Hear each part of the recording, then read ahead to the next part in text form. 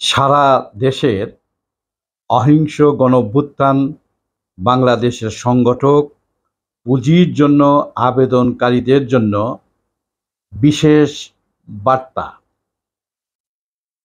গতকাল 18 আগস্ট 2024 রবিবার সকাল 10টার ঢাকার শাহবাগে অহিংস গণঅভ্যুত্থান বাংলাদেশ আয়োজিত সমাবেশে সারা বাংলাদেশের জেলা উপজেলা থেকে আগত সংগঠক আবেদনকারী শুভার্থীরা যোগ দিয়ে লক্ষাধিক মানুষের যে মহাসমাবেশের রূপ দিয়েছেন, এর সম্পূর্ণ কৃতিত্ব কর্ম আপনাদের।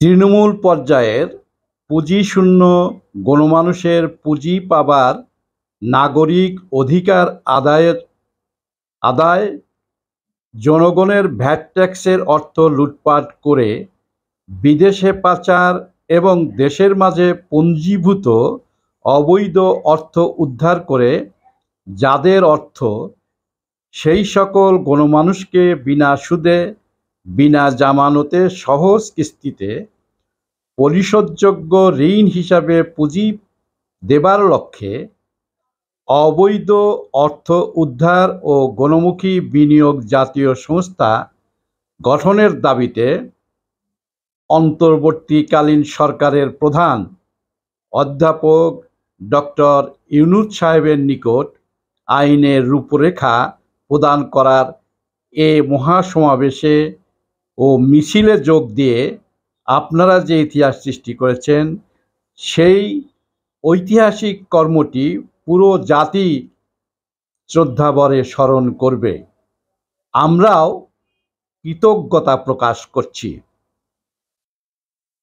এখন সবাই টেলিফোন করে জানতে চাচ্ছেন, মিছিল নিয়ে সরকার প্রধানের কার্যালয়ে যমুনায় কিভাবে আইনের রূপরেখা জমা দেওয়া হলো? উত্তরে আমরা বলছি,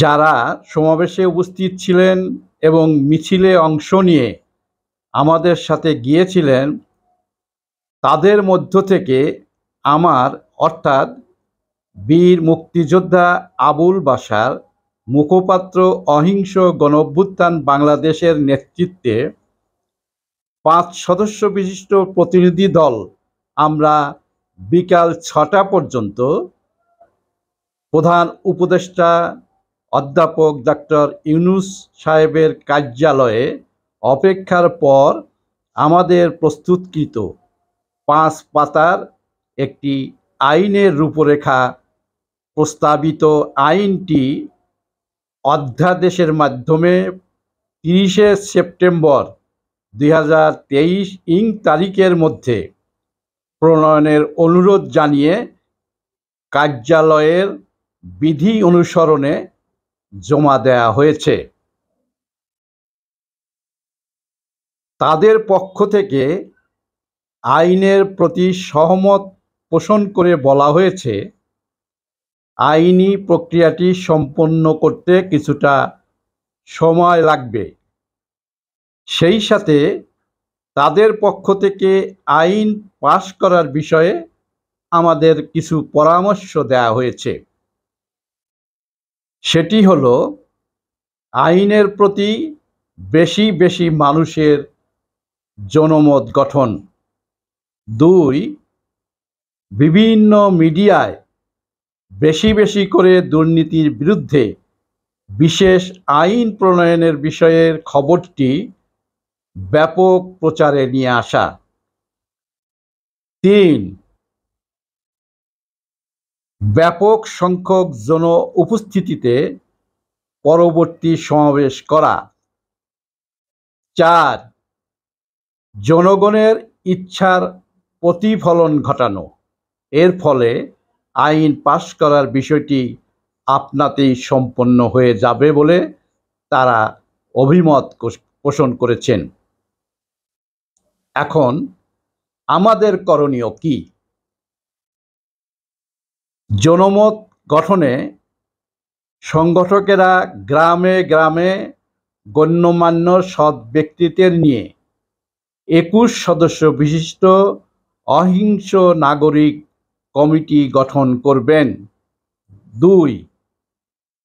ওই গ্রামের পুঁজির জন্য ঋণের আবেদন করতে আগ্রহী ধর্ম বর্ণ নির্বিশেষে এমন সকল নারী পুরুষ ছাত্রছাত্রীদের কাছ থেকে আবেদন সংগ্রহ করবেন। 3. সংগঠকেরা সংহতি সভা সমাবেশ আয়োজন করবেন। 4. বড় বড় সমাবেশে কেন্দ্রীয় নেতারা উপস্থিত থাকবেন। 5. আগামী 1 মাসের মধ্যে সারা দেশ থেকে 1 কোটি মানুষের আবেদন সংগ্রহের মাধ্যমে আইনের প্রতি অনুসমর্থন নেয়ার কাজ শেষ করতে হবে। 6. 30 সেপ্টেম্বর 2024 ইংয়ের মধ্যে আইনটি প্রণয়ন না হলে অহিংস গণঅভ্যুত্থান বাংলাদেশের পক্ষ থেকে পরবর্তী কর্মসূচি ঘোষণা করা হবে। আপনারা অনেকেই প্রশ্ন করছেন, লক্ষাধিক মানুষের সমাবেশের খবরটি মিডিয়ায় এলো না কেন? আপনাদের জেনে রাখা ভালো, ব্যতিক্রম 2-1টি ছাড়া প্রত্যেকটি প্রিন্টিং এবং ইলেকট্রনিক মিডিয়ার মালিক বড় বড় রাজনৈতিক দলের নেতা।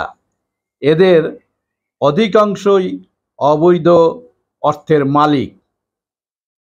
অবৈধ অর্থ উদ্ধার কর্মসূচি আমরা করছি। সে কারণে তারা কি আমাদের খবরগুলো প্রচার করবে বলে আপনারা মনে করেন? সে কারণেই আমাদের কোনো খবর সম্প্রচারে নেই। সামাজিক যোগাযোগের মাধ্যমে আমাদের খবরগুলো আমাদেরকেই প্রচার চালিয়ে যেতে হবে। এটাই এখন প্রচারের সবচেয়ে বড় মাধ্যম। আপনারা যারা সড়ক পথে বিভিন্ন স্থানে বাধাগ্রস্ত হয়ে যথাসময়ে সমাবেশস্থলে আসতে পারেননি, পরবর্তীতে সমাবেশ স্থানে এসে আমাদের দেখা পাননি বলে অনুযোগ করেছেন, তাদের ভাবতে হবে দুপুর 1টা থেকে বিকেল 6টা পর্যন্ত আমরা প্রধান উপদেষ্টার কার্যালয়ে ছিলাম, সে কারণে দেখা হয়নি। পরবর্তী কর্মসূচিতে যথাসময়ে উপস্থিত থাকবেন। যে সকল সংগঠক ও আবেদনকারীরা নানা ভয়ভীতি অজুহাত অনুযোগ দেখিয়ে সমাবেশে আসেননি, তাদেরকে বলছি, 1 লাখেরও বেশি মানুষ সাহস করে সমাবেশে এসেছিলেন, আবার নির্বিঘ্নে বাড়ি ফিরে গেছেন। আগামীতে সমাবেশ অনুষ্ঠিত হলে অবশ্যই আসবেন। আপনাদের সবার সমর্থন ও ইচ্ছার প্রতিফলনেই আইনটি পাস হবে। মনে রাখবেন, সকলে মিলে প্রতিজ্ঞা করবেন, আমরা জনমতের ইচ্ছার প্রতিফলন ঘটিয়ে আইন পাস করিয়ে পুঁজি পাওয়ার নিশ্চয়তা বিধান করেই ঘরে ফিরব, নয়তো মরব। আজকের বার্তা এখানেই শেষ করছি। সবাই ভালো থাকবেন। খোদা হাফেজ।